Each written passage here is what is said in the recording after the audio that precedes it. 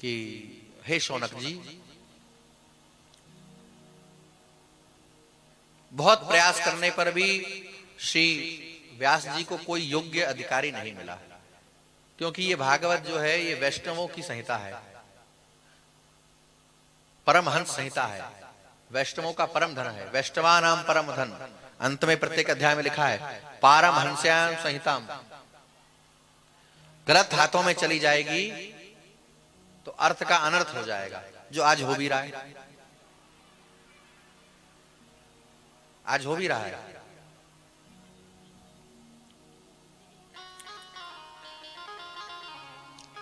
सुखदेव जी जब वन को चले गए तो व्यास जी ने अपने कुछ शिष्यों को भागवत के कुछ श्लोक रटाए, पढ़ाया नहीं भागवत, केवल श्लोक कुछ रटाए।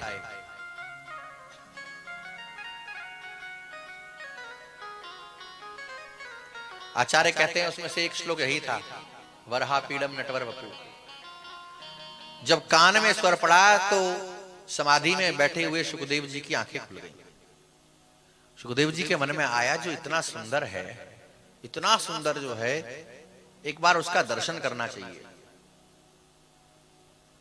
फिर मन में आया कि अरे सुंदर तो है, स्वभाव का जाने कैसा होगा। सुंदर लोगों को अभिमान बहुत होता है अपनी सुंदरता का, कि हम तो बहुत सुंदर हैं, हमारे नाक नक्श बहुत अच्छे हैं, हम तो एकदम गोरे हैं। कहीं रूप का तो सुंदर है, कहीं स्वभाव का असुंदर हुआ और हम जाएं उससे मिलने के लिए, दर्शन करने के लिए, हमसे मिले ही ना। अरे छोड़ो ये सब सुंदरता की बातें, तुम तो अपना निर्गुण ब्रह्म में डूबे रहो। फिर नेत्र बंद कर लिए। तब तक दूसरा श्लोक सुनाई दिया, अहो वकीयम स्तन काल कूटम। जो पूतना स्तन में विष लगा करके ठाकुर जी को, गोपाल जी को मारने के लिए आई थी, उसे गोपाल जी ने स्तनपान करने के बाद जो गति माता को देनी थी, यशोदा को, वो माता वाली गति प्रदान कर दी।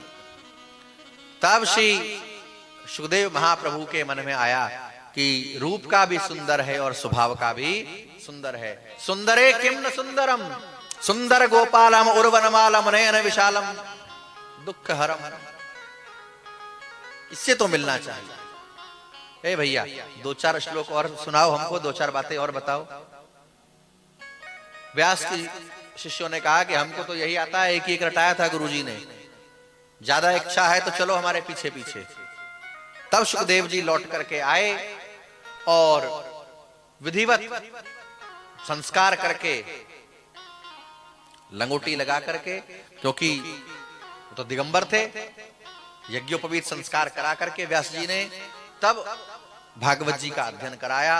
अब परीक्षा लेने के लिए भेजा जनक जी के पास। जनक जी ने जब कह दिया कि हाँ,